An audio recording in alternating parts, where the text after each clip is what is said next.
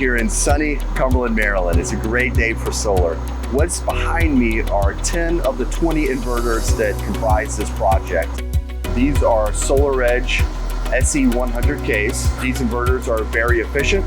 With this particular application in this setting, it was determined it was best to have these inverters under awnings. These awnings behind me, you'll notice, are going to assist in the long-term viability, health, and operation of these inverters to protect them from the elements as much as we possibly can. These are the types of things that we like to do to ensure the long-term revenue stream for our client. It's a little thing that adds up into big things. Looking forward to exploring that more as we look at this project.